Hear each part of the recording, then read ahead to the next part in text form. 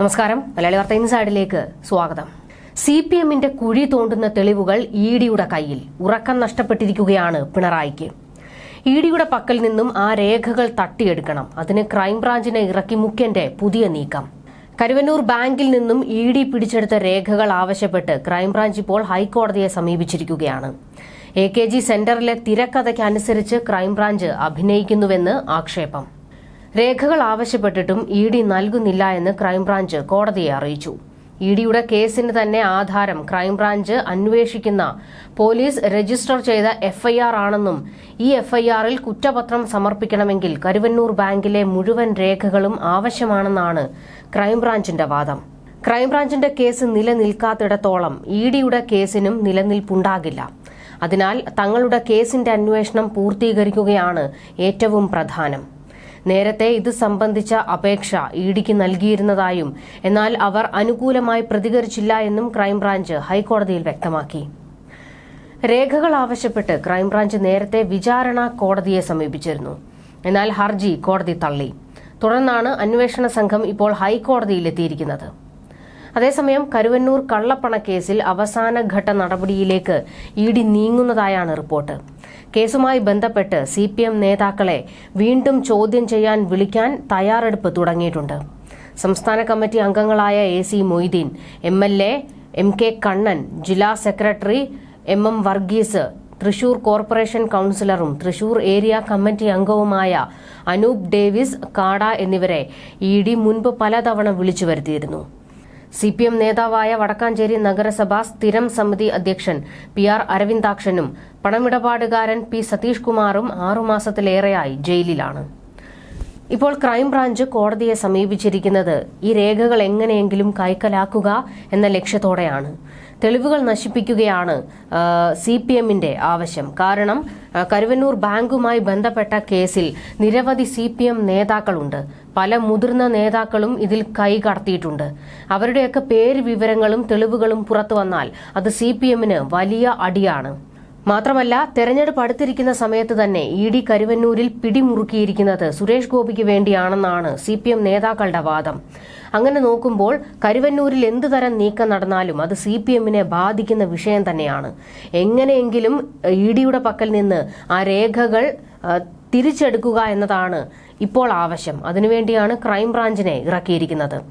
കരുവന്നൂർ കേസുമായി ബന്ധപ്പെട്ട് ക്രൈംബ്രാഞ്ചിനെ ഇറക്കിയത് പിണറായി വിജയന്റെ നീക്കം മാത്രമായിരുന്നു. അതായത് ഈ കേസുമായി ബന്ധപ്പെട്ട എല്ലാ കാര്യങ്ങളിലും CPMന്റെ ഒരു കൈ ഉണ്ടാകണം. അവരുടെ മേൽനോട്ടത്തിലായിരിക്കണം ഈ കേസ് മുന്നോട്ട് പോകേണ്ടത്. എങ്കിൽ മാത്രമല്ലേ പലരെയും രക്ഷിച്ചെടുക്കാനാകൂ. അതുകൊണ്ടാണ് ക്രൈംബ്രാഞ്ചിനെ ഇറക്കിയത്. ക്രൈംബ്രാഞ്ച് ഈ കേസ് ഏറ്റെടുത്തു എന്നതല്ലാതെ അതിൽ കൂടുതൽ ഒന്നും നടന്നിട്ടില്ല. ഒരു മുന്നോട്ട് പോകും ഉണ്ടായിട്ടില്ല. ക്രൈംബ്രാഞ്ചിന്റെ കയ്യിൽ കേസ് ഉണ്ടായിരുന്നപ്പോൾ ഇതിൽ ബാങ്ക് ജീവനക്കാർ മാത്രമായിരുന്നു പ്രതിപട്ടികയിൽ ഉണ്ടായിരുന്നത്. പിന്നീട് ഇഡി വന്നതോടെയാണ് മൊത്തം കളി മാറുന്നതും CPMന്റെ ഉന്നത നേതാക്കൾ ഉൾപ്പെടെ ഈ കേസിലേക്ക് വരുന്നതും. AC മൊയ്തീനിലേക്ക് വരെ കാര്യങ്ങൾ എത്തിയതും ഇഡിയുടെ നീക്കത്തെ തുടർന്നാണ്. AC മൊയ്തീനിൽ മാത്രം ഒതുങ്ങുന്നതല്ല കരുവന്നൂരിലെ തട്ടിപ്പ്. മുതിർന്ന പല നേതാക്കൾക്കും ഇതിൽ കൃത്യമായ പങ്കുണ്ട്. കരുവന്നൂരിൽ കൈപൊള്ളി നിൽക്കുകയാണ് CPMന്. 343.6 കോടിയുടെ കള്ളപ്പണ കേസുമായി ബന്ധപ്പെട്ട് 4 പേരെ അറസ്റ്റ് ചെയ്ത ഇഡി CPMന്റെ 5 നേതാക്കളെ കൂടി ചോദ്യം ചെയ്യാൻ തയ്യാറെടുക്കുന്നത് കനത്ത തിരിച്ചടി ഉണ്ടാക്കും. ഇടനിലക്കാരൻ P സതീഷ് കുമാർ, വടക്കാഞ്ചേരിയിലെ municipal council PR Aravindakshan, Karuvannur ബാങ്കിന്റെ മുൻ accountant CK Lejils, commission agent PP Kiran എന്നിവരാണ് ഇതേവരെ അറസ്റ്റിലായത്.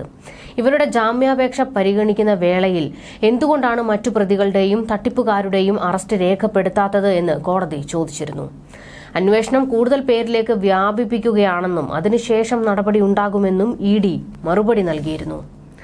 കരുവന്നൂരിൽ നടന്നിരിക്കുന്നത് ചില്ലറ കളിയൊന്നുമല്ല. മറഞ്ഞിരിക്കുന്നത് കോടാനുകോടികളുടെ തട്ടിപ്പാണ്. മുതിർന്ന നേതാക്കളുടെ ഒത്താശയോടെയാണ് ഇത് നടന്നിരിക്കുന്നതെന്ന് ഇഡി ആവർത്തിക്കുന്നു. സാധാരണ ജനങ്ങൾ നിക്ഷേപിച്ച പണം രാഷ്ട്രീയ നേതാക്കളുടെ ഒത്താശയോടെ ബിനാമി വായ്പകളായി തട്ടിയെടുത്ത് കള്ളപ്പണമാക്കി മറ്റ് സഹകരണ ബാങ്കുകളിൽ നിക്ഷേപിച്ച് വെളുപ്പിച്ചെടുക്കുന്ന തന്ത്രം രാജ്യത്തെ മറ്റൊരു കള്ളപ്പണം വെളുപ്പിക്കൽ കേസുകളിലും കണ്ടിട്ടില്ല എന്നാണ് എൻഫോഴ്സ്മെന്റ് ഡയറക്ടറേറ്റ് വ്യക്തമാക്കിയത്. ഇഡി കോടതിയിൽ സമർപ്പിച്ച റിപ്പോർട്ടിൽ കള്ളപ്പണം വെളുപ്പിക്കലിന്റെ 3 ഘട്ടങ്ങൾ വിവരിച്ചിരുന്നു. ശരിയായ മാർഗനിർദ്ദേശങ്ങളിലൂടെ സാധാരണക്കാരും തൊഴിലാളികളും സമ്പാദിച്ച പണമാണ് ബെനാമി വായ്പകളിലൂടെ തട്ടിയെടുത്ത് പ്രതികൾ കള്ളപ്പണമാക്കിയത്. ഇതായിരുന്നു തട്ടിപ്പിന്റെ ഒന്നാം ഘട്ടം. ഇത്തരത്തിൽ തട്ടിയെടുത്ത പണം പ്രതികളുടെയും അടുത്ത ബന്ധുക്കളുടെയും ഇഷ്ടക്കാരുടെയും അക്കൗണ്ടുകൾ വഴി നിക്ഷേപിച്ചു. ശരിയായ പണമെന്ന് തോന്നിപ്പിച്ച് പലതവണ അക്കൗണ്ടുകൾ മാറ്റി വെളുപ്പിക്കാൻ ശ്രമിച്ചതായിരുന്നു തട്ടിപ്പിന്റെ രണ്ടാം ഘട്ടം. അതിനുശേഷം ഈ തുക പിൻവലിച്ച് റിയൽ എസ്റ്റേറ്റ് ഏജന്റുമാർ വഴി ഭൂമിയിലും കെട്ടിടങ്ങളിലും നിക്ഷേപിച്ചു.